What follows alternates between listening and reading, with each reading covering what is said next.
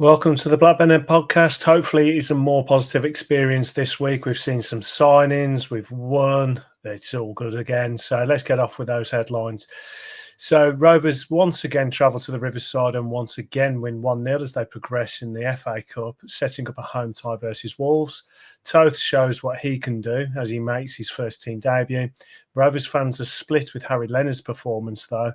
And as the transfer window opens, Rovers lose Baker, but Dion Sanderson and Adam Forshaw are added to the ranks. Mark, first off, have you woken up after watching that match? And second, those goalkeeping shirts behind you look absolutely magnificent. I had to do that because obviously Toth's come in, so I thought, I'm going to dig these out. And then just to mix it up a bit, I thought Nikola Kalinic deserves a mention. When do you not want to mention him? So I put him in the middle. Yeah. I've had a bit of feedback that I've not been mixing my shirts up again. So I thought I'd go shirt heavy this week. I tell you what, they are migraine inducing. For people that are listening, there is the Asics one and All Sport ones, but they're yellow and black. What years are they from? I can't remember. This one is the relegation season. No, what would that be? 98, That's the John Phelan one. Yeah, it is. That's what it reminds me of. And this one will be, I think 97, 98. Yeah. And then I've got my my favourite shirt, but that is tiny when I had that on McEwen's Lager. Yeah, that's the one that Villa and Leeds had as well, weren't it? And that's the one. Bosnich, Lukic and Flowers shirt. That's how I'll always remember that one. But yeah, maybe Newcastle is there. Yeah, I think Newcastle had it as well, don't they? Cernacek was it at Newcastle? Could have done. But we're just delaying talking about probably the most boring game I've watched in ages. We won, which is fantastic. But we go to the Riverside, we win 1-0, but it was a much more boring performance. First off, let's play the match reaction. I do warn people, it's a very bored Mike and Mark. Let's play it anyway. Well, I've just done the match review that's gone out onto YouTube, mate, and just to summarise what I've put on there. Yeah, it was a bit of a flat game. It seemed like two teams that didn't really want to be there, and then we just showed the quality that was needed to finish the game off. I was more concentrating on Toth and Leonard, to be honest. I thought Toth had a very, very solid game. I know he gave the ball away once, but generally looked very solid, and I'll break that down in the pod. But yeah, Harry Leonard's just quite happy to see him get some game time. I think that, yes, he maybe should have scored, but I thought the one where he hit the bar, his technique was pretty good. It was just a shame. I thought he should have had a penalty, but I just like his movement. But again, it's something we'll break down in the pod. But yeah, just happy to be through, see what happens. Just glad that game's over, to be honest. Well, again, we could have done without, really, but got the result we wanted. There was no extra time. We got some minutes for Buckley, minutes for JRC, minutes for Leonard, and I thought Toth, we finally got to see him. He looked very calm and confident, didn't have loads to do, but what he did do, I thought he made the simple stuff look simple, which I'm quite happy with, to be honest. I thought he showed us something. I'm quite intrigued about him moving forward. On to the next round. By the time we record the pod, we'll know who we've got. He is hoping for Man United at home, full house and 3 points, full house and a victory. Or there's always that lot down the road, isn't there? Tasty. Well, look forward to the pod. And here we are in the pod. We've woken up. To be fair, I've looked back at the game now, and I think the initial thoughts for me about it being a boring game, and I did the reaction as well, was just because that first half, because I felt like the first half was a little bit of a drab affair. Second half, it did actually liven up a bit, and there were some more open play. Was it as boring a game as I remember? Yeah, I think so. And I'd said to you before that I had my daughter, she'd been horse riding, she was freezing, she needs to have a shower, all this kind of thing. I was watching it, and he sort of like, Have I missed much here? No. Nothing seems to happen. I felt like we were in control, though. I felt like, although nothing was happening, it was I felt very comfortable, even though it was 0-0. You just kind of thought it was a matter of time without us carving them open. It just felt like exactly what it was. Two teams that thought, I could do without this. Yeah, and we did get to see new signing Toth in goal. It was someone that I think all Rovers fans have been excited to see, which is weird for a goalkeeper because normally you're not excited to see a goalkeeper. But with the history of pairs, I think everyone was looking forward to seeing him between the sticks. Obviously, due to going out in the Carabao Cup, we didn't get to see him because he did sign late in the window as well. So when you sign late in the window, you're not going to have a pre-season, which means we was always going to stick with Pears until Pears made a mistake, and obviously he hasn't. He's had a great run of form, and then we get knocked out in the cup, and that's it. We're going to roll with Pears. So this was our first opportunity. Other changes really that of note was Leonard playing, which I think is mainly because of the Ohashi injury, because I think if Ohashi wasn't injured, Ohashi would have played more in the previous games, and then Gay probably would have got a full game here. But now Gay's looks like he's been elevated to being the number one striker. So Leonard was the one. So they were the two I was really looking at. Looking at the first team, the lineup, was there any surprises there, or was you pretty standard Rovers 11? It was pretty standard. It was what I expected Eustace to do. It's not what I would have done. I think I'd said on the last pod. For me, it was a case of throw 11 new faces out there, get them some minutes. It's quite interesting. I was listening to the Radio Lanks commentary, the summary of it when the team was announced.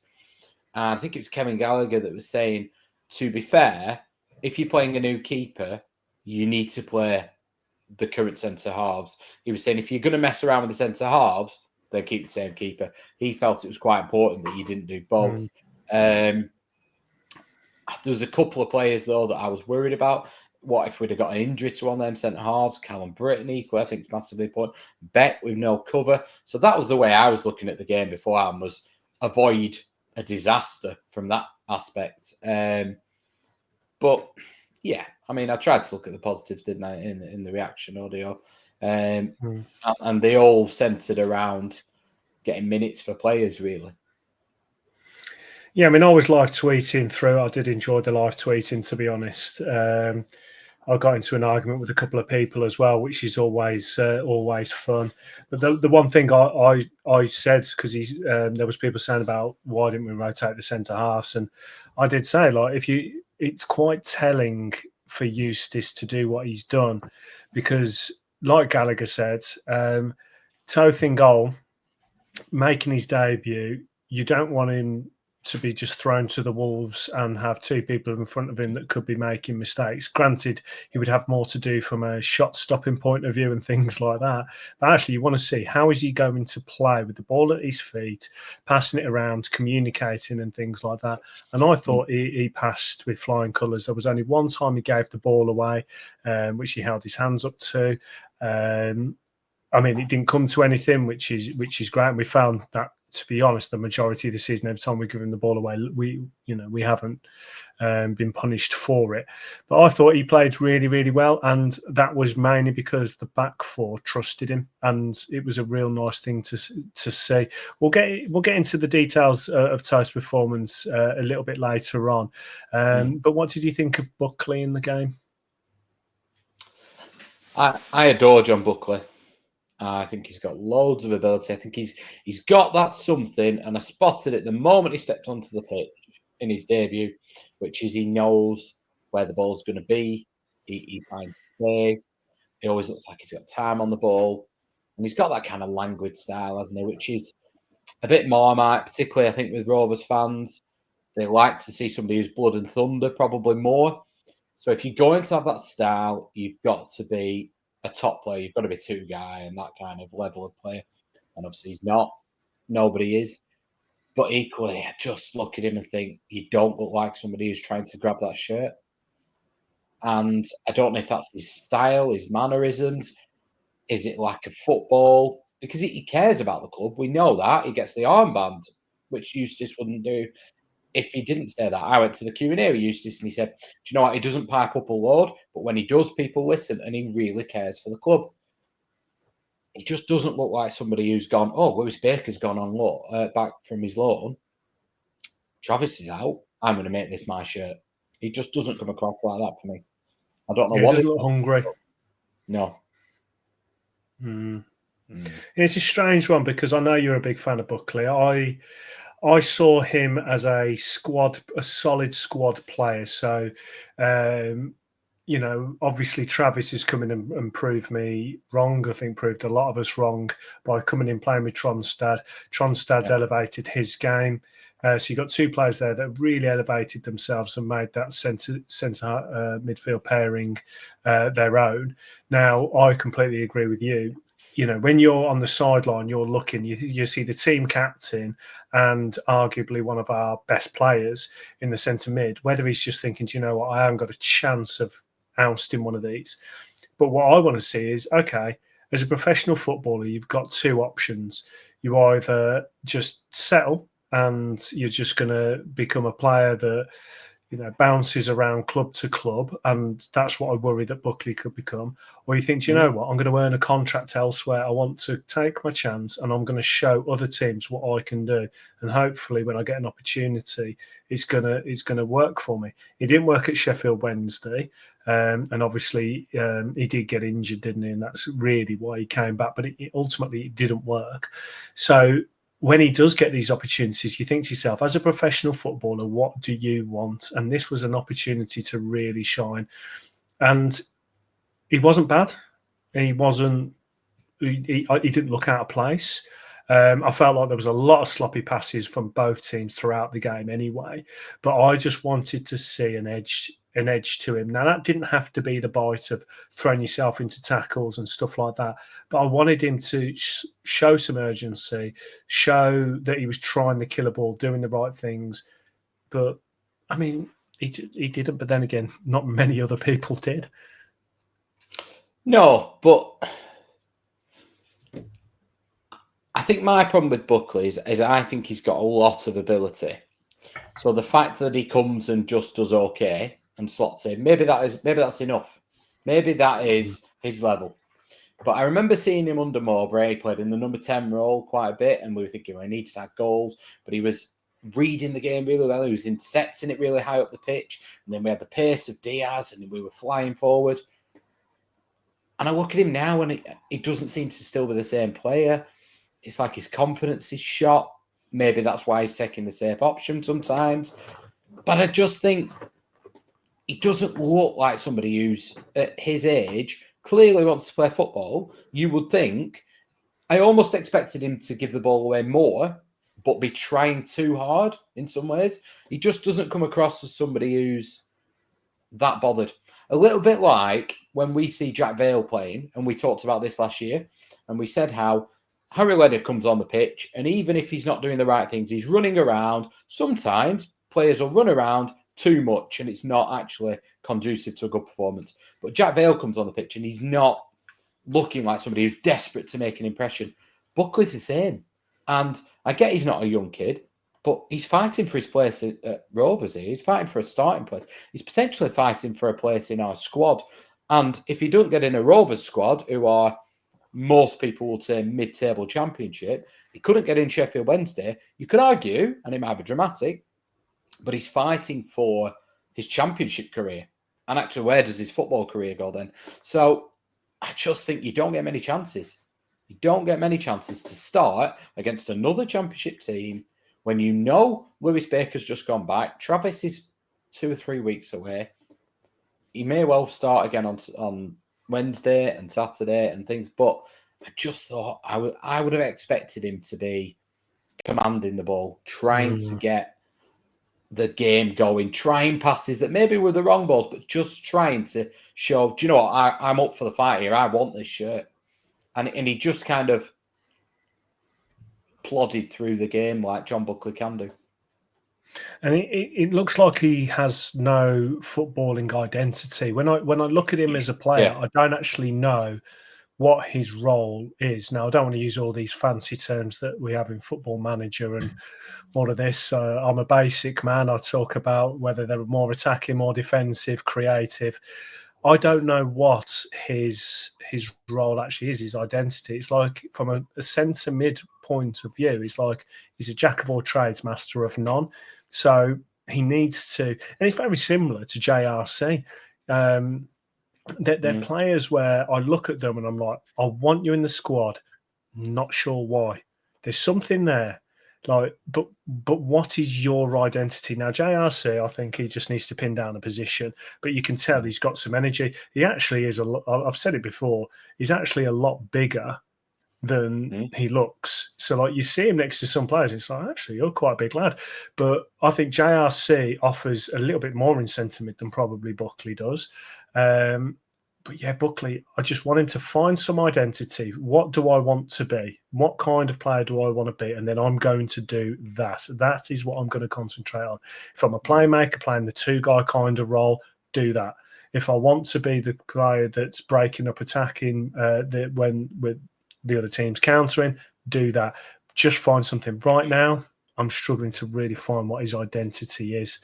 And that's a struggle. I mean, it's good if you're a squad player, because you can come in and fill a role.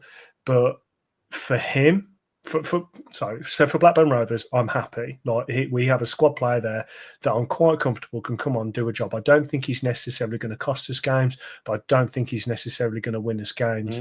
When he comes on, he doesn't excite me, but he doesn't. I'm not scared. But from a John Buckley point of view, for his career, if he wants to hit his potential, he needs to find an angle, something that he's really good at, and really work on that. Because I'm not buying the confidence thing with our squad anymore under Eustace, because I think Eustace is the kind of manager that will allow players to build themselves back up. So I'm not sure it's necessarily there. But yeah, I think he just needs to focus on his game a little bit more. And to actually now talk about JRC, obviously JRC comes in and play on the wing. He did okay. Obviously, he had Brereton behind him. Do you feel like JRC's turning into a little bit of a squad player as well for us now? Do you think he's lost his opportunity to be a first name on the team sheet kind of player? Yeah, I think a couple of years ago under Thomason, when he was playing the inverted right-back role, I thought that was suited to him. I thought he looked as good as I'd seen in the Championship doing that role. Right now, the way that we play the fullback roles, Callum Britton does far more for me, with better options in the middle of the park, with better options on the right-hand side of midfield, with better options on the left-hand side. I think that's his problem. He, again, does a decent job. I do see JRC slightly different in that when he doesn't have a run of games or when he gets a chance, he's everywhere. He's trying to impact the game. He's trying too much. He is the one that's running beyond. I think the only thing I would say about him is when he started on Saturday, I looked at it and thought, he's the only player in our squad that runs beyond the number 9. He's the only one who's willing to make a run in behind if we're in shape. I know Vyman gets in those positions, but it's not often that he runs beyond. It's usually that he's been out wide and the ball's come across. So JRC will commit to making that run between defenders or beyond them and look for somebody to play him in.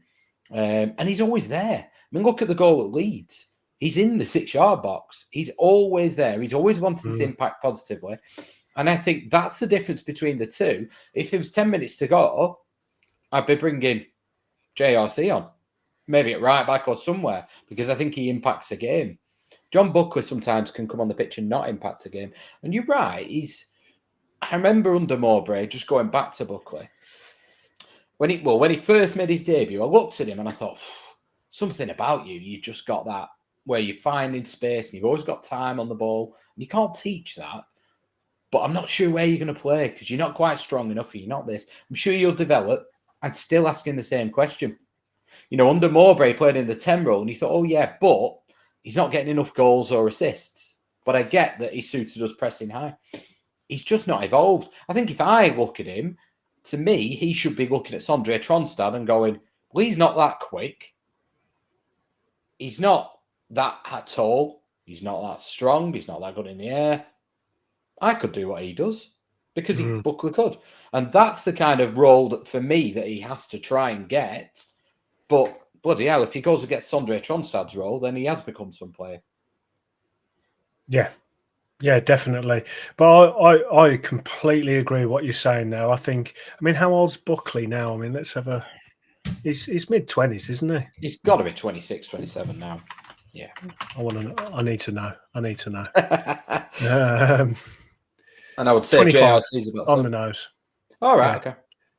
I used to get them mixed up when they were younger. I was always getting them mixed up with who was who because I always felt like they were similar. So he's mid-20s.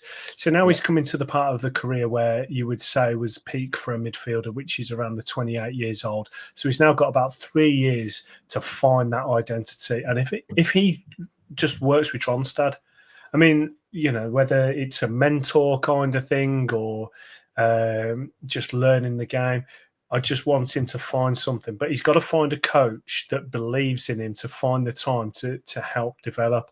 But he's got to be a man and he's got to do that himself. He's got to find a way to look at himself and say, right, what is my next step? Because I want him here. You want him here. Rovers fans want him.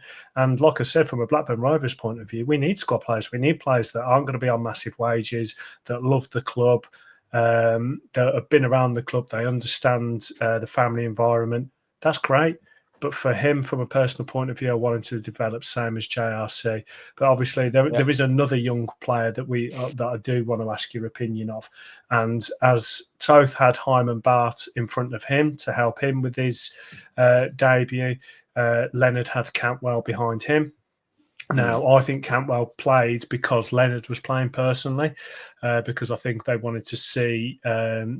What Leonard was going to do. Now, this has been quite polarising. Now, I've mentioned it on the reaction. I live tweeted about it. We know that I'm a big Harry Leonard fan, just as you are. I see Matty Derbyshire 2.0.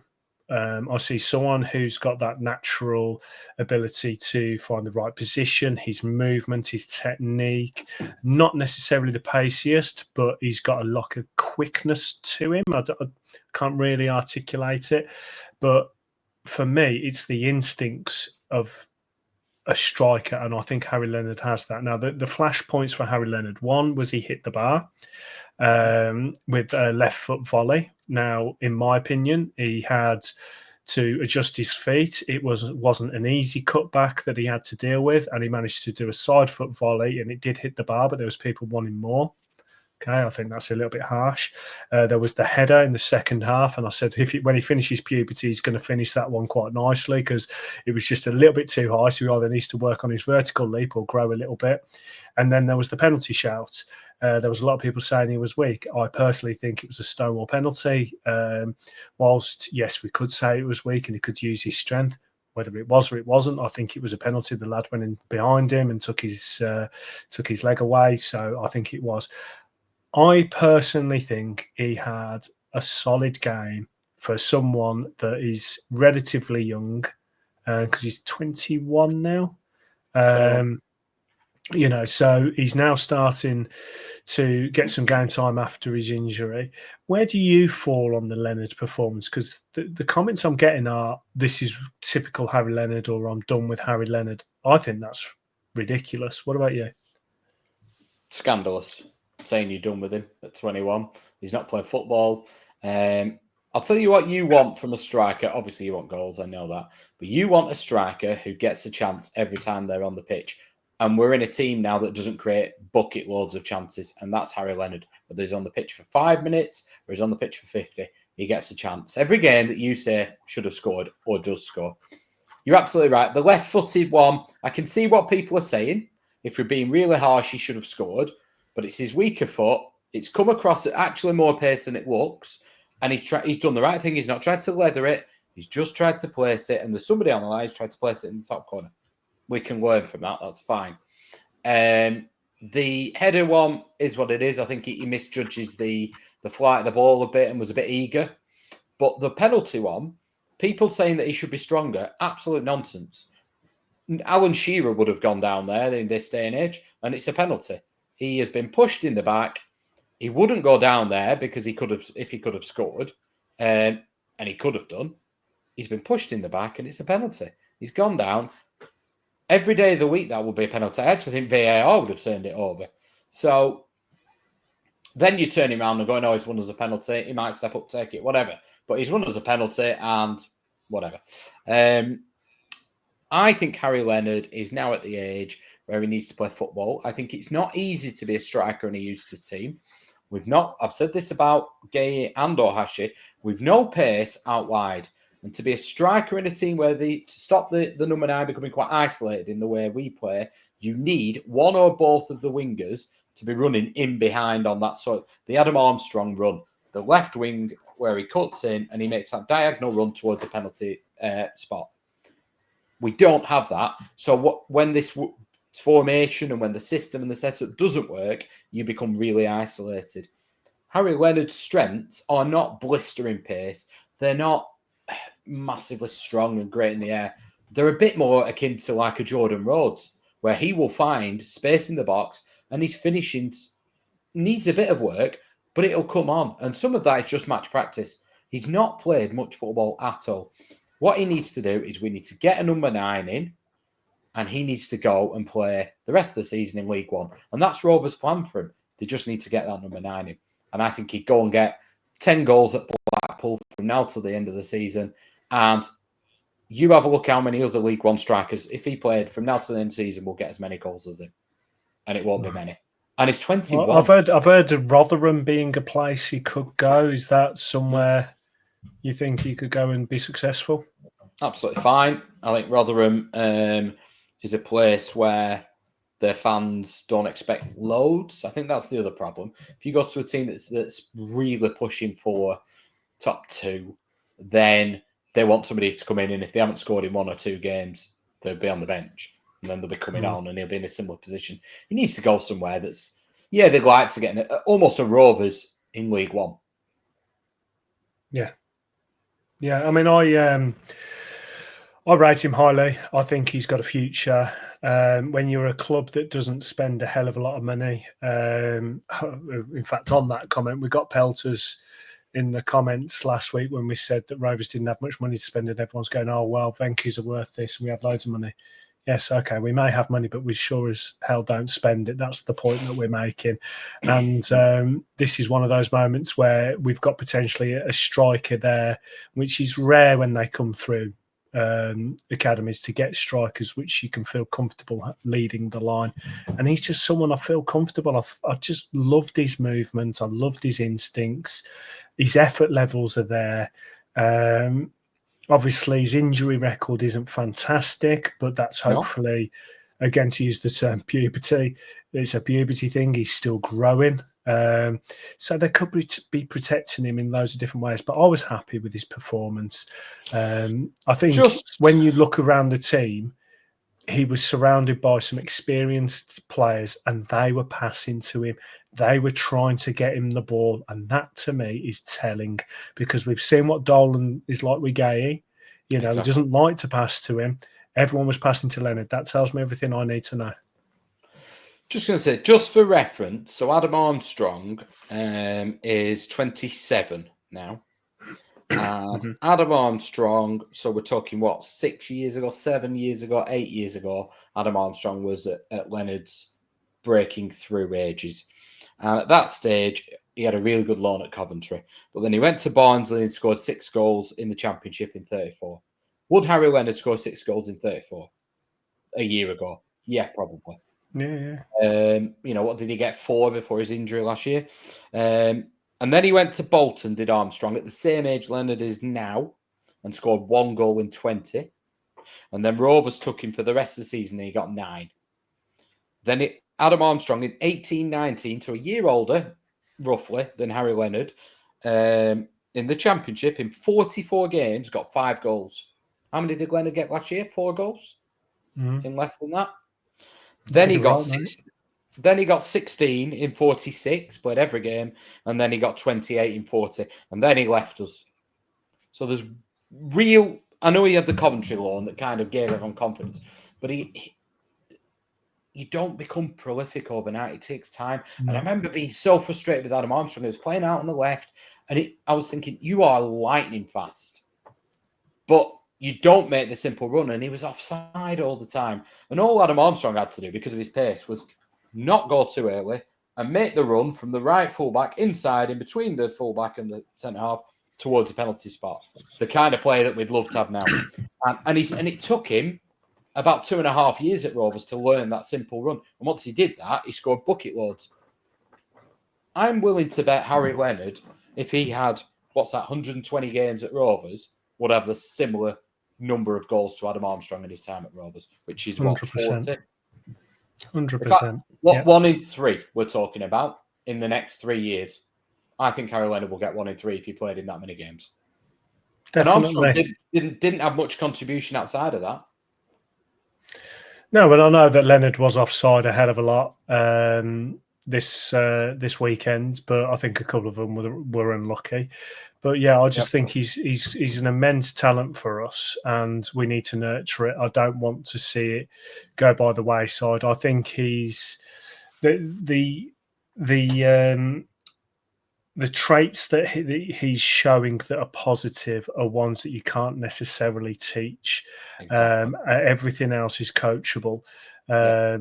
But yeah, I mean, I'm glad you've come up with those stats, because that it just proves a point. And I just hope that, he gets an opportunity to go on loan somewhere and get some goals if it's not with us, because I do hope that we do get a proper number 9 in. But I do think Leonard is the future. But yeah, looking around the rest of the team, I think it was a pretty solid performance. The goal was lovely. You actually got to mention Mark, because you said that if Vyman was, if anyone was 1-on-1, you'd want it to be Vyman. Well, it wasn't 1-on-1, but it was a lovely finish.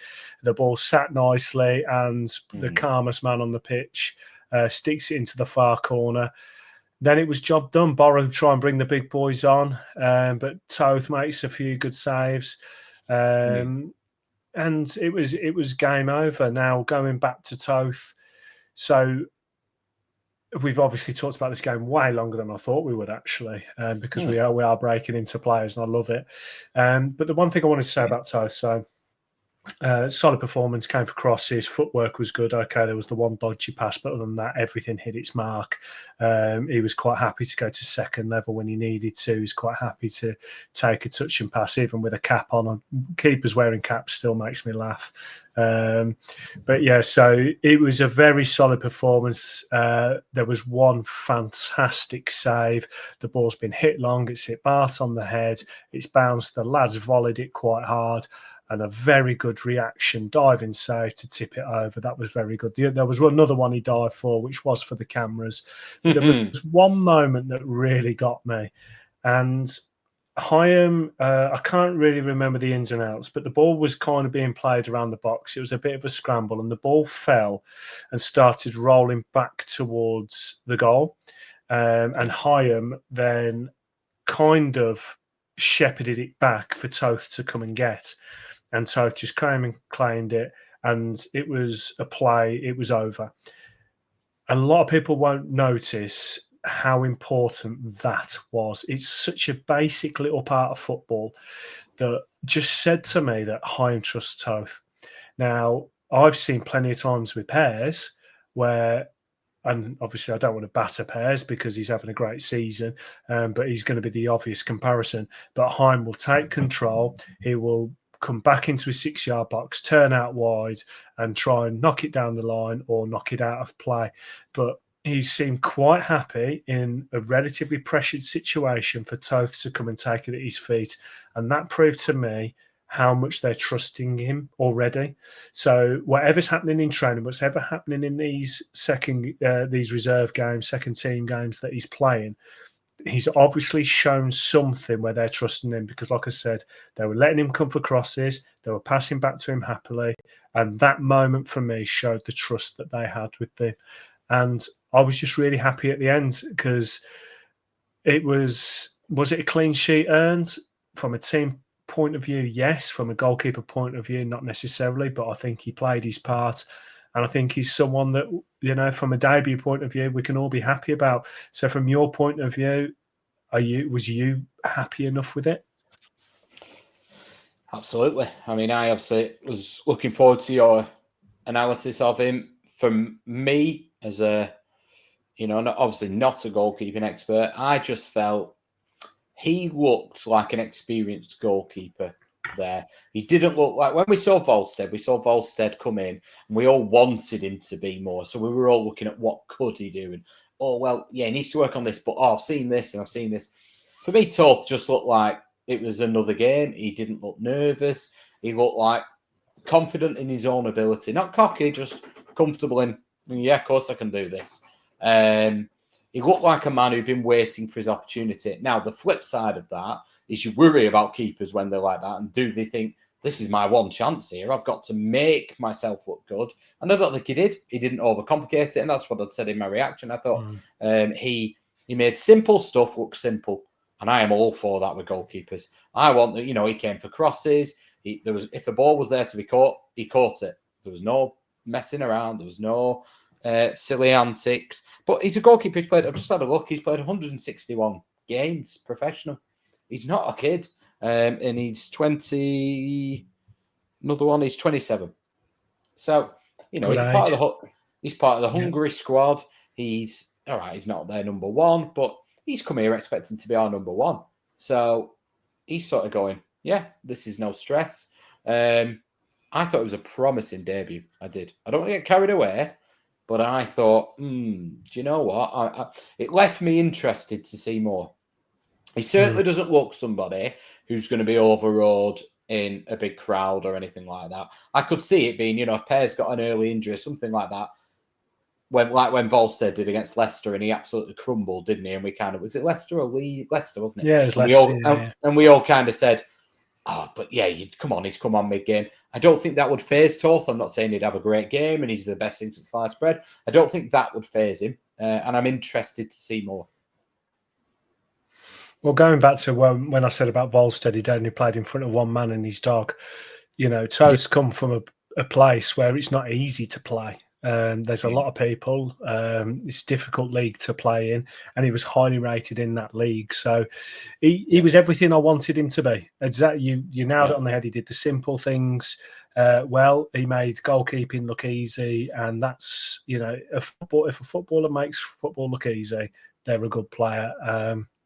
But it's one performance. We're not getting ahead of ourselves. I don't know enough about him. And there is a question in the mailbag that we'll bring up about Toth shortly. The one last thing from the game itself, I just want to ask you a question, really. Dolan and Gay, when they came on, I felt like when they came on, we got worse. And there was a little bit of frustration between each other, but other people have said Gay came on and he was, quote, immense. How did you feel when they came on? Am I being harsh by saying that we got worse when they came on, or do you feel like they played quite well? I thought he did okay, but it was my actual focus when they came on. I thought he did all right. But my actual focus was on the team as a whole, obviously. But there was a point, and this is going to sound like I'm picking on him here because I've just brought him out of thin air. But there's a point in about the third minute of added time, whatever it was. There was about a minute left. And Gay won the ball and then won a free kick. And I was like, do you know what, Gay? Well done. That's what I want you to do.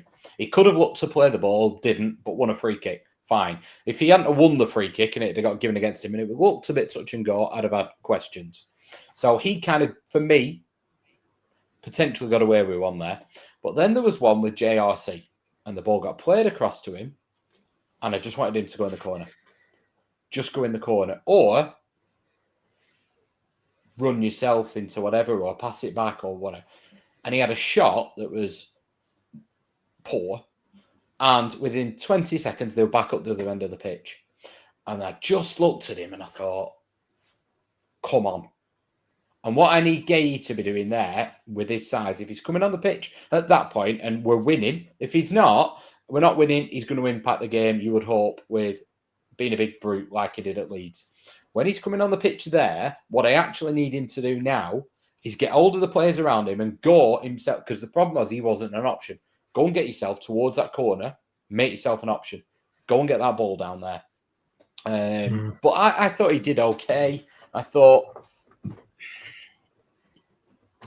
I'm starting to get a bit of a niggle about Dolan, and I'm trying not to. So he's starting to look like a player, and I don't know if it's just stuff in the back of my mind and it's me and my interpretation. I just feel he's starting to look like somebody who he's looking different than he used to, and not in a great way for us. Completely agree. So with both of them, I love them. Don't get me wrong. If they wear a Rovers shirt and they give me everything they've got, which I feel like they do, I will love them. But Gay's getting a nickname with me, and it's Make-A-Wish Maktar, because I do feel like he's won a competition to be to being a professional footballer. I want him to prove me wrong. Don't listen to him, Maktar. I think he's got a lot of improving to do. If he wants to be, we're talking about Buckley. And right now, I think that Gay had the opportunity to really step up when he started with us. I think he showed some real good glimpses at the start, and I was part of that ride, and I was enjoying it. But I actually think he's made a few steps backwards. There was glimpses of what people were saying that they'd seen about there was issues, but I'm starting to see more and more of them glimpses. So you start thinking, okay, form is temporary, class is permanent. You know, it seems like he came in and he was riding high and he fell away a little bit. Dolan, I think with Dolan, I think there's a lot of frustration in him. You know, he's a young lad. He's got a lot of experience for a young lad. We've spoken about that. I think there's a little bit of arrogance. I think there's a little bit of frustration. There's a chip on his shoulder. All these negative parts of like any athlete would have. I want my athletes, be it whatever sport they're playing, to have an ounce of confidence and arrogance in there. They have to have that. But it's now seeping out with him. I don't like the fact he dances on the ball like he does. I want him to simplify his game. We've said it time and again. But when he comes on, he's now being visibly upset with other players and frustrated with them, and I don't like that. I mean, I get frustrated with players when I'm playing Sunday League, Saturday League, whatever I've played. I've got frustrated with them. But if I'm a professional footballer, I need to be a professional, and I don't necessarily see that from him on a pitch sometimes. I think he has a hell of a lot of talent. If you was to say to me now that he was going to go and we got X amount for him, I think I'd be okay with it.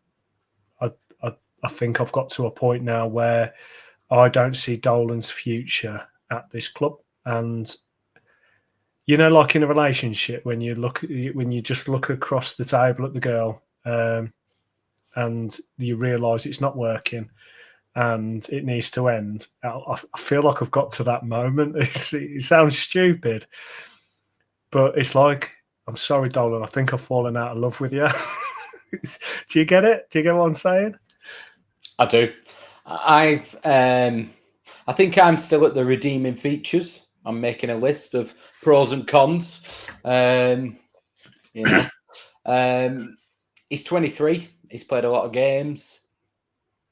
He impacts games. He's got something that we haven't got in abundance, which is somebody who can carry the ball. And I also look back to the good times. I look back to Leeds at home, that first half performance. I thought against Burnley, he was actually a pretty decent first half. Mm-hmm. But there's something that's not quite clicking yet, isn't there? There's something that either he's not getting the message or... And I don't know why I feel like this, because, you know, I've talked about him on here before when he was my little girl. You see him with the other fans. He's obviously a really, really good lad. But yet, at the same time, he plays like he's quite arrogant. And I don't think he is as a person. But he does play like he thinks he's better than he is. But I still think if it clicked, he could be. I don't think he's going to be a world-beating player, but I think if he look at the Leeds away last season when he that turn he did and the ball into Smodics, he could be that player for us, and he could be so impactful. He doesn't need to do. There was a point, wasn't there, against Burnley where he did some sort of pirouette and there was no one around him. When he does that and he's turning a player, great. When you're doing it and slowing the game down, or I just wonder in the back of my mind sometimes, I think it's probably just me, where I'm looking and thinking, are you doing this for the team or are you doing it to impress somebody? He's almost like when you're playing in a team and one of your players is a good player, but his mates have come to watch. And he's doing a couple of things and you think, what are you doing that for? Just give me the ball. It's that kind of, I don't know, like he's trying to impress somebody. And not. It's a football intelligence thing. We've mentioned it time and again. And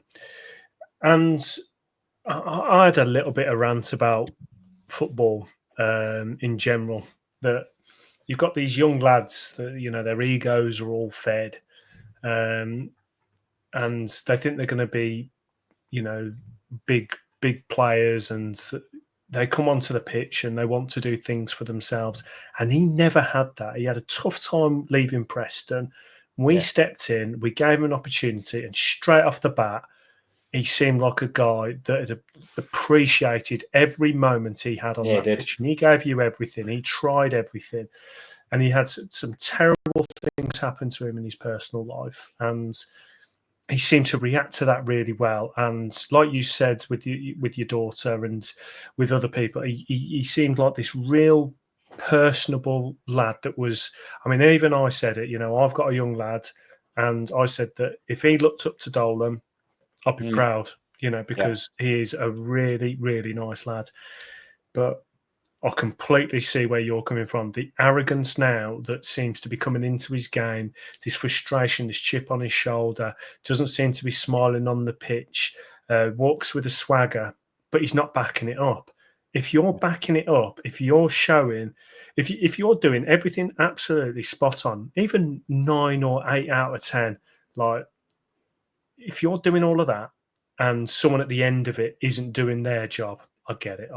You're going to get frustrated. If you've taken on 2 players, you've put the perfect through ball to someone and they've not run onto it, or they've shanked it or something, I get it. You're going to get frustrated. You've done your job, they haven't done theirs. But I'm not seeing him do his job. And that's where I'm now at the point like, okay, there is talent there. You're young, you're English, you've got an opportunity to make a good career. But he's let it go. He's let himself go from that point of view. I wanted to see him crack on. He hasn't. We can't carry players.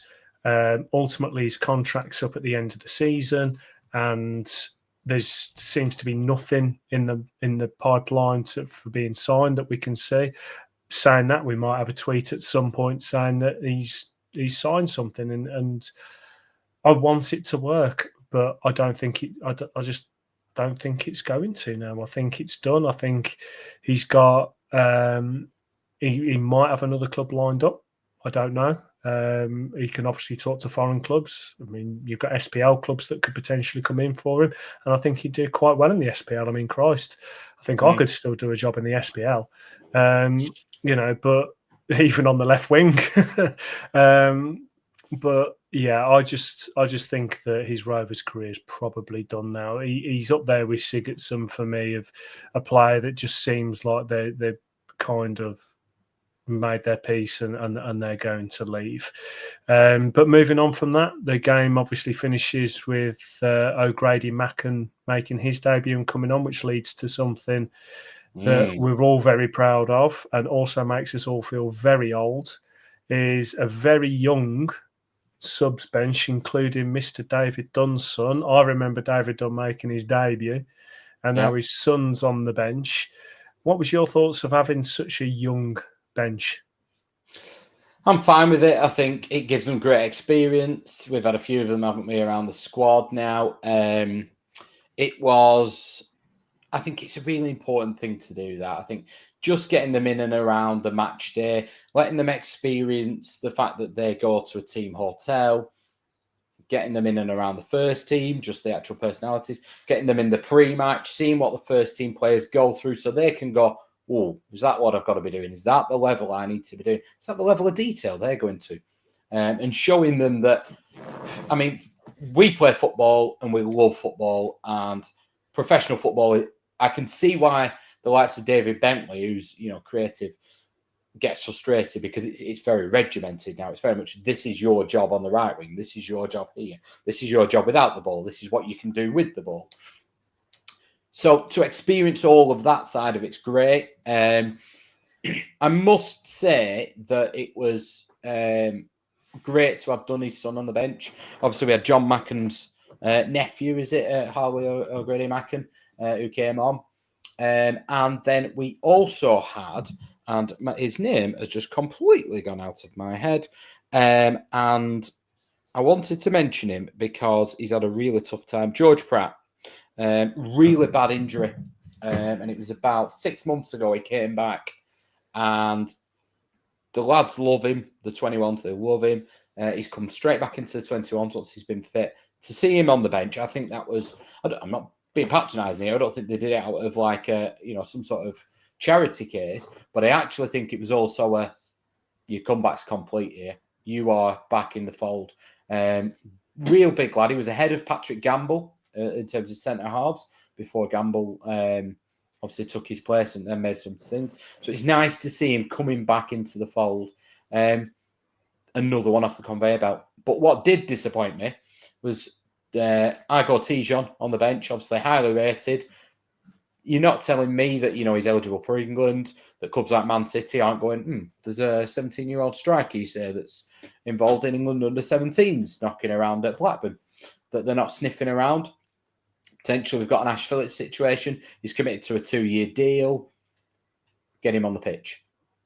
Look at Rory Finner, and he played one game, and Newcastle have snapped him up. I'm not saying bring him on the pitch, snap him up, but if you've played 5 professional games, you've leveled up in terms of compensation or in terms of transfer fee. You get to 10, you get to so on. And that doesn't really matter with the minutes. So why he didn't come on the pitch, I'm just stick him. When we stick O'Grady Macken for his debut, I get that. Just put Tijon on the right wing for 30 seconds. It doesn't really matter. But also, he's an exciting boy. So I think it was 1-0, so I get why you don't bring him on for 20 minutes. But I want to see him getting some minutes before the end of the season. No, I agree. It would be good if we did. Obviously, we're having a pretty solid season at the moment, so it's going to be interesting to see what happens. But did you get any 3-word reactions that you were happy about? We did. We got quite a few, actually. People enjoyed it. So, Scott, this is a bit of me, Scott. Book the hotel. That's the way I go. I come home from a Rovers game when we win in midweek, and on the way home, obviously not when I'm driving, I am checking booking.com, Wembley, hotels around. And after this game, yeah, why not? Jolly Owie, Fortress Riverside Stadium. What's that? 11 unbeaten now at the Riverside. Job done next from Crispy RFC Wire. John Lee should have had 4. Calm down, John. We've won. Newman Alley, though, play Middlesbrough every day. We'd love to. Can we play them every week, Mike? That's what I want to know. It would be great. It would be great. Like we said, Fortress Riverside, and without Sam Gallagher as well. Normally we need Sammy to get the goals. Do you know what? I nearly mentioned this, and I thought, no, I do this all the time, and Mike twitches a bit, so I didn't. But you've mentioned him. I don't know how we're winning up there without him. System. It was the system that does it, not the player. Whilst we're on this subject, we have to mention the fact that Stoke won at Sunderland, just up the road from that. And the celebration involved Andy Moran, Lewis Baker, and none other than goal machine Niall Ennis, who comfortably rounded the keeper and placed home. That's the kind of striker we could do with. I don't know about you. I was watching it and I thought, that's what we need. That's what we're missing. We could do with a Niall Ennis, couldn't we? Yeah. Well, I was going to start talking about the Rovers fans on X, but everyone seemed really positive. It was all the same kind of thing that we've already said. People saying about Big Mac turned into Prime Heskey there, held everything up. I think I was watching a different game, to be honest, at the end there. But yeah, everyone was just really positive. And then we move on to now we obviously have Wolves in the Cup. Before we move on to just quickly discussing that, do you have any? Or was you happy with the performance?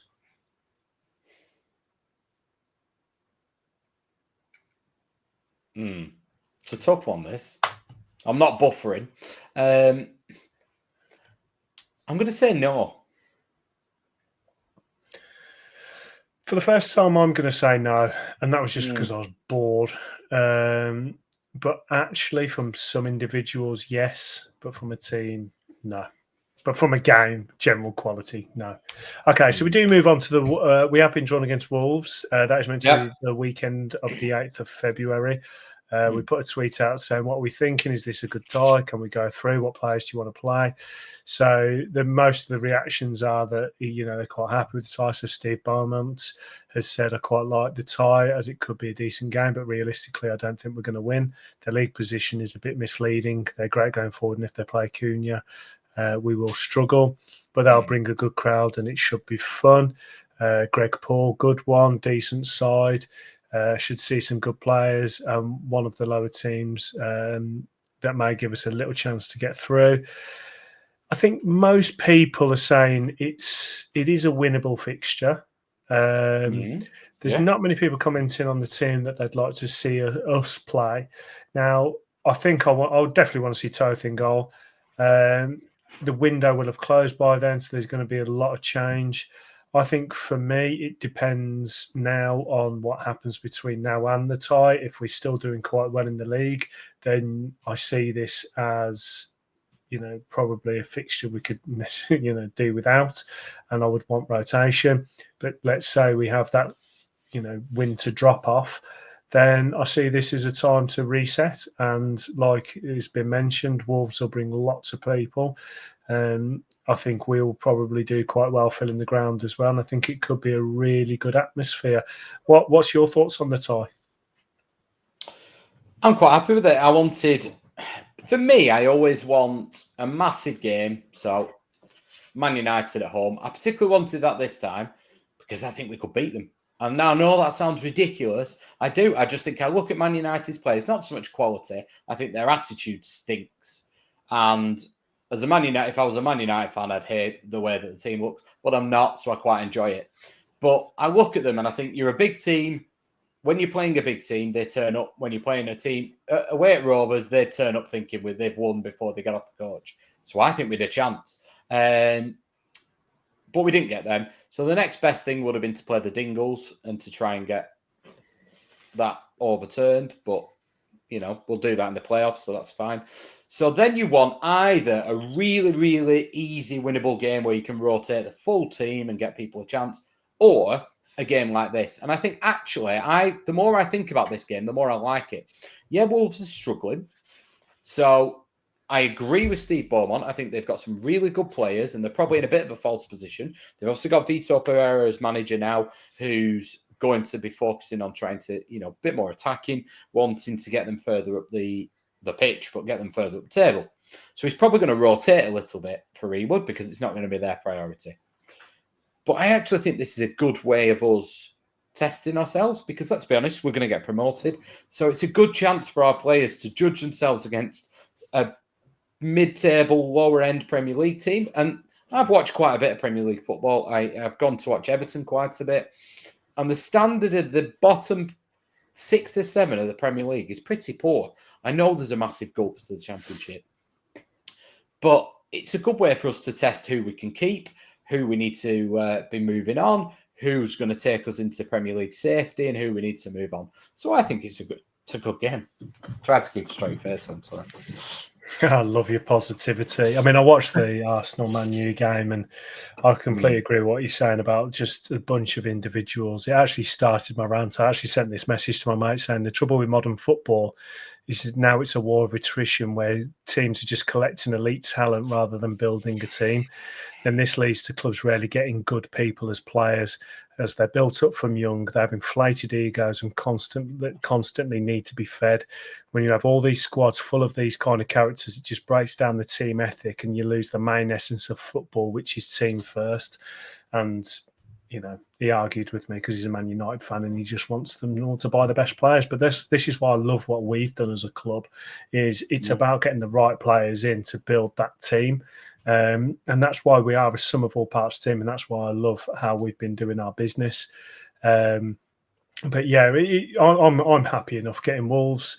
I think it's one of those where you either want to get someone who's really low end. I mean, Tamworth nearly absolutely embarrassed Spurs, but you'd want either a low end and you can just play some younger players, or you want a really good fixture that you can either travel to a stadium or they come to you. It's a bit of a mare fixture, but I think you're absolutely right. I think there's going to be some players that can test themselves on the next level now. And yeah, it's going to be interesting. Obviously, transfer window's going to be closed by then, so it's going to be interesting to see who we have in our ranks to play. But I assume we're going to be a high-end playoff team by then. And like you say, sure, you know, got to test ourselves against those Premier League clubs. But until then, we have got 2 games to play until we next record a pod. We've got the postponed game against Portsmouth tomorrow, as of release of this podcast, and then we've got Oxford away. What are you looking for in these 2 games now? 6 points. Do you think Oxford away could be a difficult one? I think it could be. I mean, I look at Portsmouth first. So I'm looking at Portsmouth game. Ignore the FA Cup game. So they've lost at Sunderland. Only 1-0 away, and Sunderland are a good team. But they were down to 10 men. They beat Swansea 4-0 at home. They've lost 3-0 to Bristol City, 2-1 at Watford, beat Coventry 4-1, lost at Derby 4-0. So what we're learning here, and I'm setting us right up to fail, is Portsmouth don't travel very well. So we have to midweek as well. We have to beat Portsmouth. And then we go to Oxford, and same thing really, Mike. I think Oxford were a good team at Ewood. They surprised me, but that looks like it seemingly was one of their better performances of the season. They've drawn with Preston recently. They've beat Millwall. They've beaten Plymouth, beaten Cardiff, got battered off Leeds, lost to Sheffield Wednesday. Bit of a mixed bag. But I think they're beating the teams below them, aren't they? They're beating the teams below them and struggling with the teams above. In all seriousness, if we are going to be challenging for the top 6, which I'm starting to think there's no reason why not if we bring 2 forward players, and we'll go on to that in a bit. But I think we've enough to get us over the line against a team like Oxford. I'm not saying we will, but if that's our aspiration, and you listen to Campbell and he says, I want to get us promoted, you listen to John Eustace, he's just starting to say, let's see where we are in 5 to 10 games. That's clearly our ambition. And why should it not be? Because there's poor teams around us. You've got to beat Portsmouth at home and Oxford away. And we've slipped up against Hull. But as I'd said to you, that was in the middle of 4 games, really close together. And 3 of those games involved us playing on the back foot and saying, you come at us and we'll hit you on the break. The Hull was the anomaly. And we didn't really have time to prepare for it. And it was in the middle of 4 games.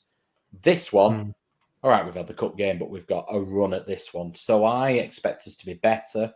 And I think we'll play a similar way in both games. Not be gung-ho, because that's not our style. We'll be probably have more of the ball, particularly against Portsmouth. And I actually think we could have 2 comfortable. I'm not saying it'll be comfortable in scoreline. I think we'll have 2 comfortable victories. I just look at us and I think there's something about us. Well, I've just actually brought up the fixture list, and we're actually coming into a run of games where we should be doing decent. If we are a serious mid to high end club. So when I say high end, pushing playoffs. So you've got to be winning these games. So, we've got Portsmouth, Oxford, Coventry, Bristol, Preston, QPR, and then we move into the Wolves game. So that is a run of games you expect us to be, doing well. And everyone talks about the Rovers' winter lull. Well, the fixtures have fallen kindly to us. If we're losing, if we're not getting a lot of points out of those games, then I will believe in the Rovers' curse of, the winter lull. So we've been dealt a good hand here. We've done okay, up until now with certain games.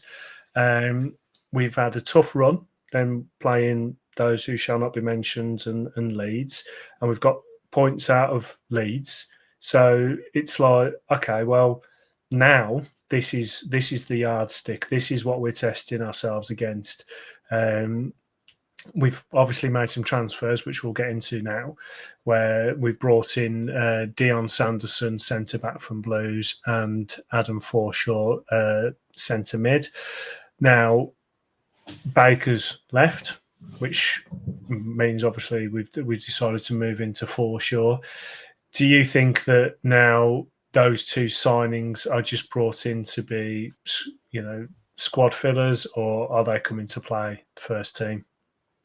I really like this business, and not because they're amazing players, but Rovers have come into a transfer window and we know full well we needed a bit of depth and some quality.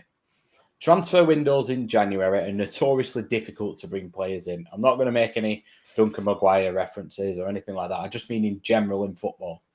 And Rovers have gone in, and I was at weekend going, if Danny Bat or Hyam gets an injury here, we are knackered. And so therefore, we couldn't wait until the end of the transfer window and maybe get somebody who's a little bit better quality, because we're not signing a starter. If we're being brutally honest, whatever order, you've got Hyam, Bart and Carter, whoever's coming into our squad, when we've got limited resources that we're going to use, whatever way we look at it, that's going to be spent on the front end of the pitch. So this defender is coming in as cover. So you need to get them through the door early. So for me, get them in first half of the transfer window. We were obviously going after Liam Hitchen, and he's a left-footed centre-half that can play left-back. That's the ideal, because it will cover for Pickering. He's obviously then appeared in the commentary team. That's gone out the window. Rovers have gone, right, who can we get in? Eustace knows Sanderson. He's had him at QPR. He's had him at Birmingham. Whatever Birmingham fans are saying about him, he really likes him and trusts him. He's brought him in. Quite low risk. Great stuff. We've acted quickly and decisively like that. Adam Forshaw, I don't think we were expecting Baker to go out, but we've gone, right, who can we bring in quickly? Because now if Buckley goes and gets injured, or if we don't fancy Buckley, we need somebody who's quite combative, because Travis is 2-3 weeks away. Get them through the door as quickly as possible. But again, in reality, when Travis and Tronstad are fit, the person who we bring in that centre of the park is not going to displace them. So we just need somebody through the door now. Now, okay, we might need him to play longer, but I'll just give you a summary from a Leeds fan who texted me when Forshaw time. He said, if you can get Forshaw fit, he's brilliant. Box to box, tidy with his passing, loves a crunching tackle. It's a shame he's made of Weetabix. But I just think we've acted decisively. He's got loads of experience. He's got promotion experience. That's another good character. I almost see him as Carl McFadden of the midfield. I'm fine with it. I'm not judging the transfer window on these two signings. They were about adding depth and adding it as soon as possible. If we could have had them on the 1st of January, great. What we need now is quality, and this is where I will judge the transfer window. We need quality, and that will come probably later on in the window. We'd love it now, but these players do not become available yet. The difference makers are what we need now. We need, when Preston were near relegation and Ryan Lowe had gone into Preston, he rings his mate Stephen Gerrard up. He sends in Cameron Archer and he scores, 8 goals between then and the end of the window. That's what we need now, and that will make or break our season. We need a goal scorer, and we need some pace on one of the wings. And I think that will go to the wire, and not because Rovers don't know that. I have spoken to the club, obviously, when I'm doing my stuff, and they absolutely know and feel the same way that we do. If they could have gone and brought in these players on the 1st of January, they would have done it. These players are not yet available, or they're not yet at a price that we want. That will be negotiated, and they want to bring these players in. What they won't do is overpay, and that's a problem in January because people want you to. And if you're desperate, they will want you to. So that's my concern. But do we want us to go boom or bust? No. But I want us to have a bloody good go at it. And all the noises that are coming out of the club are that they want to have a bloody good go at it as well. And why not? Because we're in a great position. So, yeah, I hope we do. I think we will. I really do. I'm ever the optimist, but I do think we will. You know, when I've spoken to people, they're saying all the same things that we are saying. We're lacking some pace, and we're lacking. I mean, obviously, Jordan Rhodes is a bit of an extreme example, but we're lacking like what Harry Leonard could be. We're lacking Billy Sharp. We're lacking that sort of fox in the box. It'll get us 8 to 10 goals from now to the end of the season. And what they're saying is they'd be willing to pay for it. We'll see. Well, I mean, I've spoken to Blues fans about Dion Sanderson, and they said that he's going to be real good business for us. He'd lost his confidence, but he played really well under Eustace, and he was. I mean, they weren't necessarily, singing his praises that he was going to be a world beater or anything, but they was very impressed with him, and they said that we should be really chuffed with that business. It was interesting though, because part of the conversations, which is similar to what you was just saying about us having those X Factor players, I actually was talking to them because they've spent a lot of money. I think they've spent what would be the 3rd highest amount in the Championship, but in League One. So it's obviously they've spent a lot of money. And I said, out of interest, what Rovers players would you have out of us? And they didn't know any. They was like, I don't know. And I started mentioning some names, and some of them said, "Oh yeah, I'd have Ohashi. I've heard he's good." I said, "What about Campbell?" And they was like, "Nah, he's done. I wouldn't have him." And as I was listing players, it was just quite interesting that there's not a lot of people that look at our squad and think, "Oh, that's a player I would take into my team." And I think it's, in one way, I like it because it shows that we are a team, and that's what football's about. But on the other side, I'm just like, I do want us to have a couple of X Factor players, a couple of players where that people look at them and they're like, oh, they're definitely going to go Premier League eventually and stuff like that. Obviously, Adam Wharton was one. Yeah, I just found it quite interesting having that conversation. But looking at some of the other news, McFadden's being linked to Chesterfield. There's a lot of people questioning why he didn't play at the weekend, but there's rumours he's going to Chesterfield. Speaking of Chesterfield, Markindale apparently is wanted by Leyton Orient, who play in League One rather than Chesterfield League Two. So there's rumours that it's going to be one of these recall and send straight back out to a high level. I wouldn't be adverse to that, but to be honest, I wouldn't be adverse to him coming back and seeing how he does with us, especially if our business doesn't go well. So with that one, I think they might wait until the end of the window and see what we have through the door before they decide to move him, because obviously you can't move him. He plays for 2 clubs and then he comes back and plays for us. In fact, because he hasn't played for us this year, has he? He's not played for us this year. So what they could do is, and I think that's got to be why Jake Garrett didn't feature, is you can bring them back and they can train with you. You can be registered for 3 clubs. You can play for 2. So if Garrett had played for us, that'd be the second one. He can't go anywhere else. Exactly, so Markindale, there will be a cut-off in his loan as well, where whatever date it was that he went, it probably mirrors that. So let's say he went on the 17th. If it's the 17th of January, then that we probably have to make a decision then, for there'll be a break clause. We'll probably bring him back, if we're being honest. Even if we send him back to Chesterfield, we'll probably bring him back, have a look at him, and then... I think if we don't get the players through the door, I think he's someone that they may look at. Now, I know that he's been, quote unquote, ripping it up in League Two, but it'll be interesting to see. O'Riordan's back. He's been recalled, but that's not unsurprising. And Duru has gone to Barrow in League Two. And Michalski, how do we pronounce the goalkeeper's name? I think it's Michalski, but Michalski. He signed a new deal, very highly rated young goalkeeper, been playing age groups above as well. He signed a new deal with the club, which is great.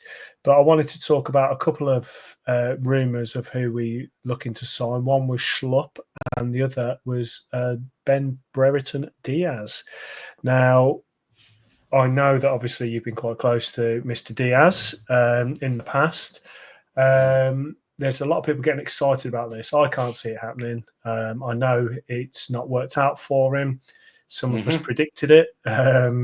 Some people, but it's not worked out. He's looking for another club to come on loan to maybe build himself back up.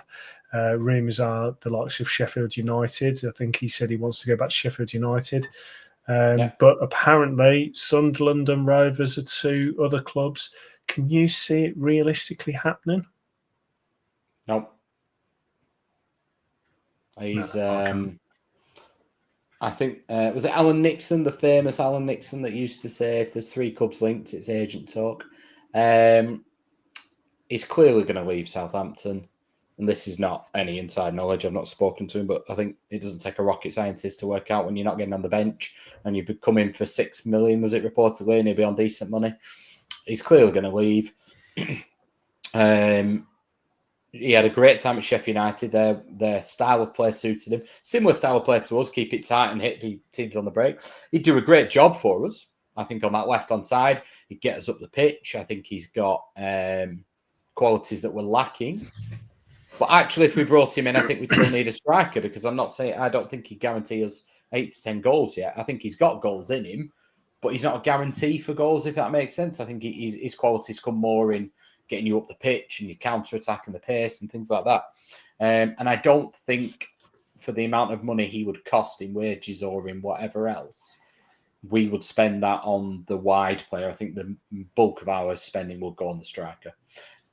If it was Adam Armstrong that was available, then I think that'd be a different story. But yeah. Well, it's interesting because obviously the two comparisons I was going to make was Adam Armstrong and Ben Brereton. Now, Brereton, I said all along, I thought it was a flash in the pan. I felt like we should have cashed in on him. I think the football intelligence thing was part of it there. I'm not surprised that he's now looking for a loan. I just hope he finds a home now. I hope he finds somewhere he can go and make a career, spend a few years at. It didn't work out for him, and it's a shame. But I wish Rovers had cashed in on him when we had the opportunity and when a lot of us called out for it to happen. I mean, ultimately, there wasn't the bids coming in that people thought there were, but I think we could have got some money. But yeah, we won't see him in a Rovers shirt again. But Schlupp, is he someone to get excited about? Because, I mean, from what I've heard, he would fit in quite well for what we want. And, you know, he's a talented player, but is he what we need? Well, he was once on trial at Man United, wasn't he?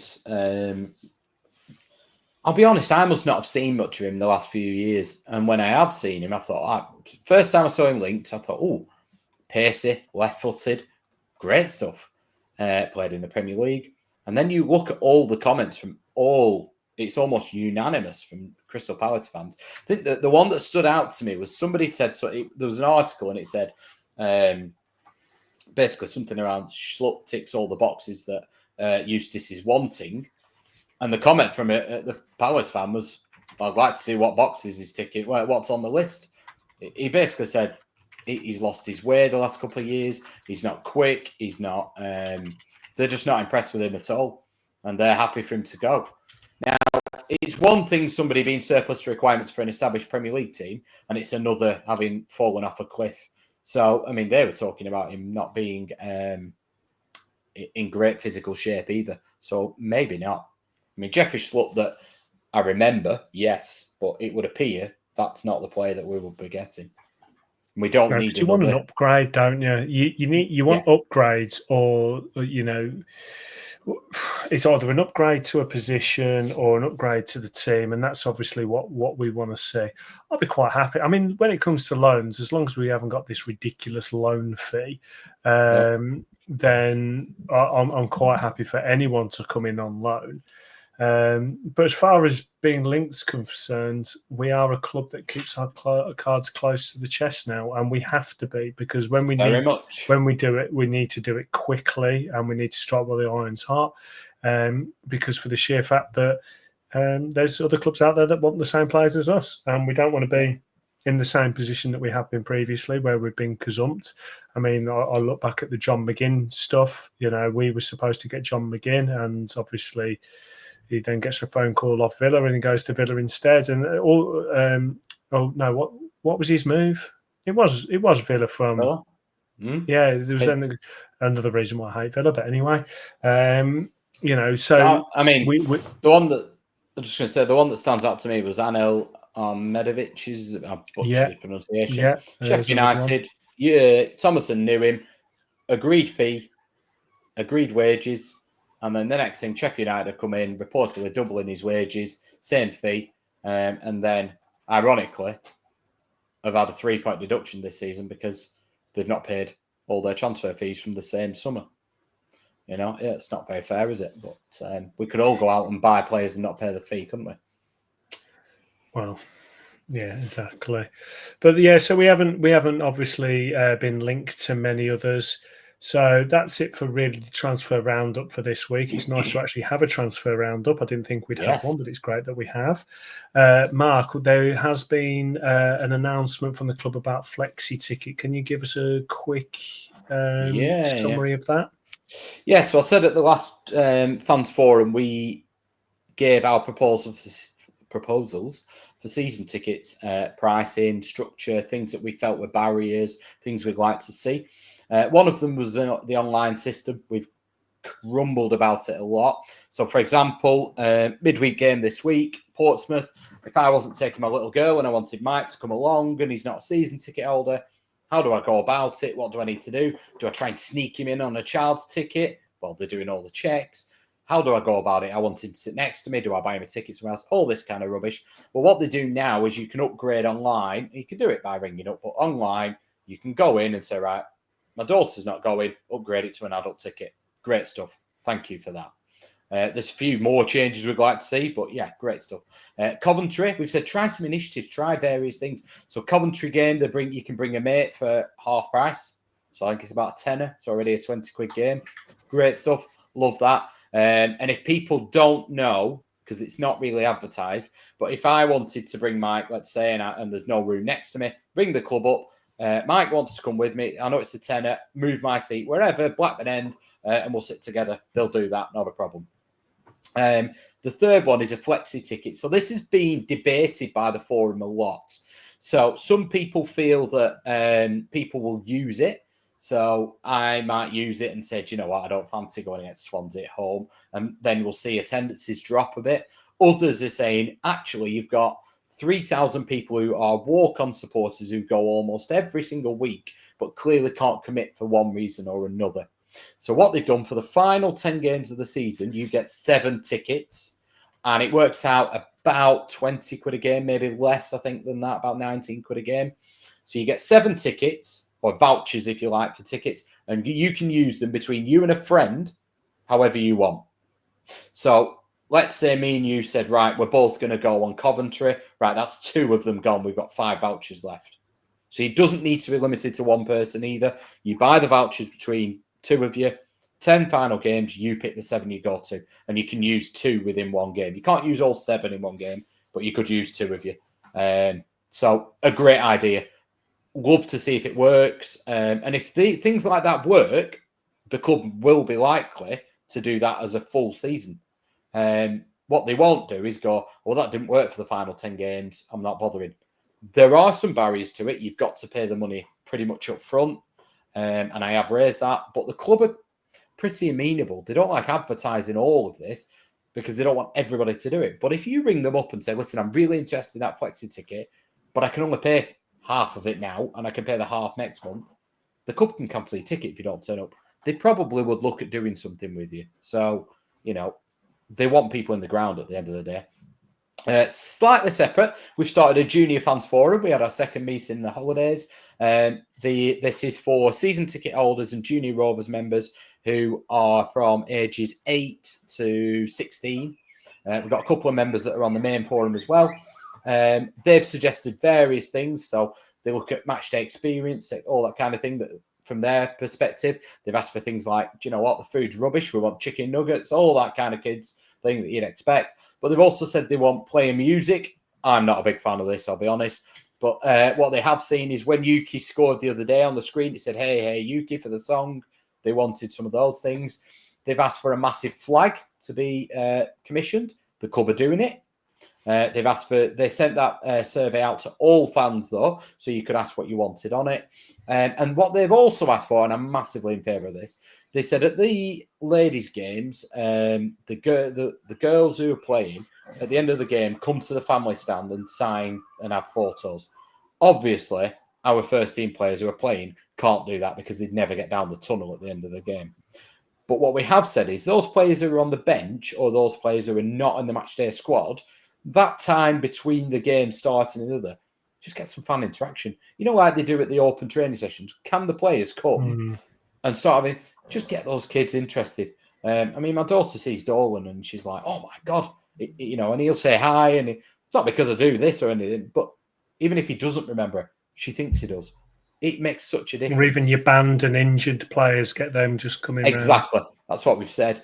And in some of their cases, it'd be nice to see them at the ground and not at local rivals' ground supporting their friend. But we'll not go into that. And then the final thing I do want to mention, because a couple of people have been having a pop at the club for this, so they're not doing a good job of advertising it.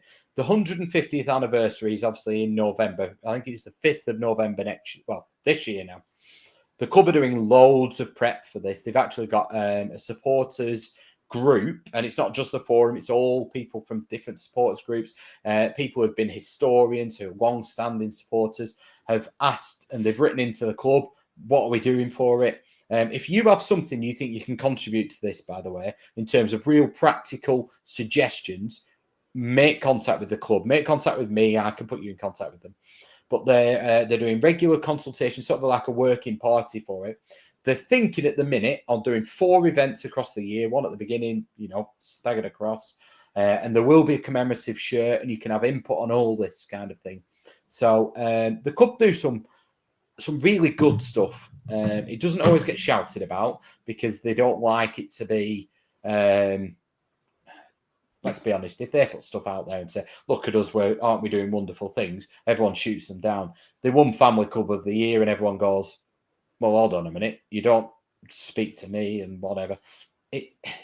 So, but the club are doing some really good stuff. If you've anything you want to ask, anything you want to put forward, anything you want to, why is this not happening? Please, can we do this? Get in contact with me if you want. I will absolutely pass it on. Great, and put comments down below. Obviously, Mark's at Mark Hitch on X. Oh, it's duplicated. I don't know why I've got it duplicated. So good, he's been called it twice. Yeah.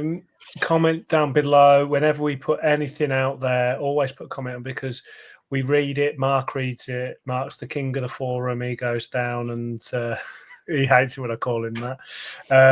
He goes down and things don't get better unless you say. I don't get to go to as many games as I used to, but when I do go, there are little niggly things that I think we can improve. I tell Mark, and Mark, to be honest, anything I say to Mark, he's been told by other people as well, but everyone just needs to communicate. That's how this club gets better, is communication. And as much as we can slag the owners off and stuff like this, we can slag them off all we want, but if we don't put it together, articulate it properly, things won't get better, and that's what Mark's here for. So Mark, cheers for updating us. I know all the fans really appreciate it, but we are getting close to injury time. We have got the mailbag. I just want to ask a couple of questions. So the first one, and it is another negative one for you, Mark, I'm afraid, but this is Travis saying, what's your thoughts on the court case being delayed again? Now, I haven't actually seen anything to do with this time. Has it been delayed again? It was a while back. As far as the club tell me, it's business as usual. Yes, we know that the owners have got to, every pound they remit over here, they've got to put £1 to the Indian government and they keep that for safekeeping until such time that the court case is resolved. But that's Venky's. That is not our direct owners. It's not Venky's London. It's not the club. Don't get me wrong. I think there is probably a little bit of a reluctance. If I could give, if I needed to give my daughter an allowance, but then all of a sudden, every time I gave her that money, I had to put match that money and put it in another pot, and I couldn't touch it until somebody tells me, I'd be a little bit reluctant and say, well, just chill your spending out a little bit and you can have it when we can sort this out. Because we're talking about millions of pounds here. However... It's getting messy, isn't it? Yeah, but there is no sign of that ending. And they're telling us it's just about small factors now in India. But I'm not an expert in Indian tax law. I'm not an expert in Indian law. But I don't think it runs quite as smoothly sometimes, whether that's for deliberate reasons or not, as English courts. And ours aren't perfect. But I believe the way it works generally, Mike, is they have about 45 cases scheduled for each court. And after about 30, if they run out of time, the judge goes, do you know what? I've got somewhere else to be. I'm going. And the other 15 get adjourned. And you would imagine, wouldn't you? Logic would tell you that those 15 get prioritised for the next hearing date, which appears to be every 6 months. Well, that doesn't seem to happen. Now, whether that's deliberate because the Indian government are enjoying having all these millions of pounds put in somebody's bank account for a little while, I don't know that. But, I don't think it will be sorted anytime soon. Cases like this, I believe, have been known to go on for 2, 3, 4 years. But if the owners found it, I think when they couldn't send money, that was untenable. Right now, the proof will be in the pudding, won't it? I'm looking at it and going, you're telling me there's no issue. Let me see who comes through the door to play up front for my football team. Time will tell, and hopefully we'll get some news one way or the other. Obviously, we find out, same as everyone else. And the last question today was Chris saying, do you think Toth has given Eustace food for thought, or do you think the battle for the number 1 jersey will start in pre-season?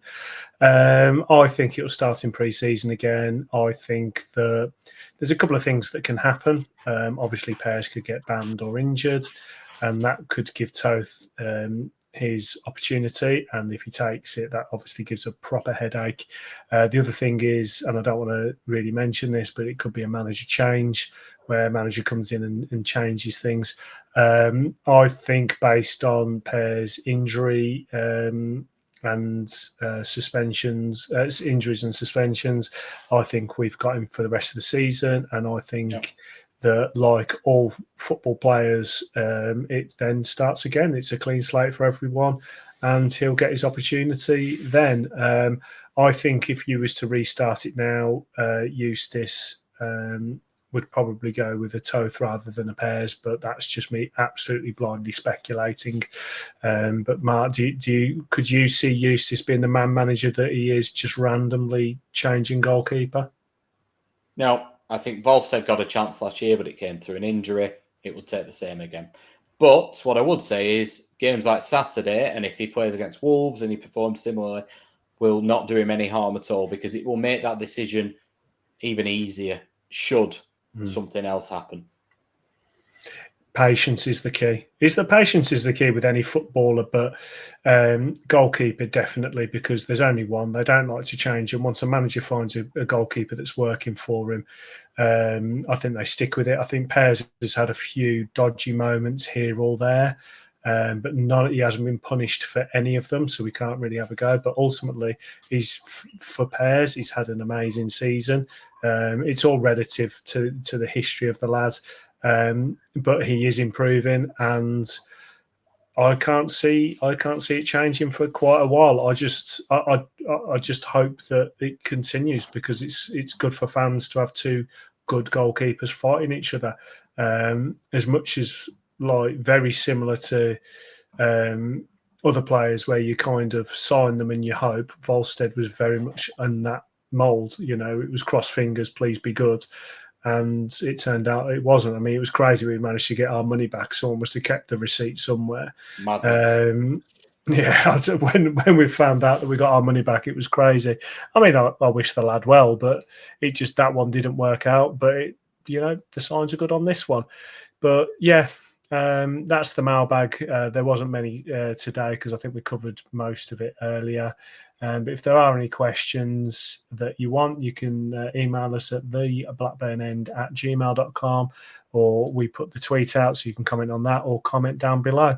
Comment down below on anything that's been discussed today. We love reading the comments, positive, negative, about the club, about anything else, about, anything football related. We love it. And yeah, if you want to contact us about forum stuff, put it down below. Mark will read it. But yeah, Mark, we're in the 4th minute of injury time. The game's over for us today. Have you enjoyed it? I have, Mike. I'll tell you what, I've enjoyed it a lot more than last week's. I was going to say that. Do you know what? We're now coming into a nice run of fixtures. Yeah, I feel positive. I don't think we're going to have too many negative pods. I don't want to jinx it. We've got a transfer window to sink our teeth into for the next few pods as well. I think we're going to have some positive times, aren't we? 1,000,000%. I'll tell you what we do need to do, actually. We need to do our predictions, because last year we did them. Obviously, we were formerly on Rovers Chat.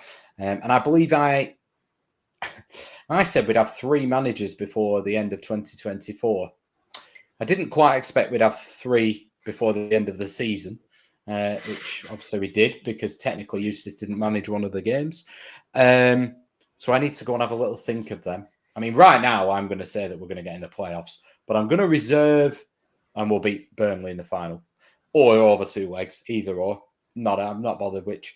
I'm going to go away, Mike, and I'm going to have a think of some predictions. So if people want to put them in, we'll have a think of the categories. We'll put them out to them, and maybe we'll go over that next time. And it also gives us a little bit of leeway with the transfer window, just to give us our predictions, because we need that, don't we, to know where we stand. Well, I wanted to put out a New Year's Rovers resolutions question, but with the derby game, the derby and the fixture list coming thick and fast, we just didn't really have time to put it out there and actually discuss it. But yeah, there was lots of content we wanted to do, but just time gets. I mean, the EFL is just constant. It's absolutely constant. But no, I think we are going to be positive, mate, and I'm looking forward to next week already. I think we're going to be talking about some good Rovers performances. We're going to be talking about some signings. We're going to talk about some nice, shiny new players coming through the doors. I think it's going to be positive, but only time will tell. I'm looking forward to it. But Mark, thank you very much. Thank you.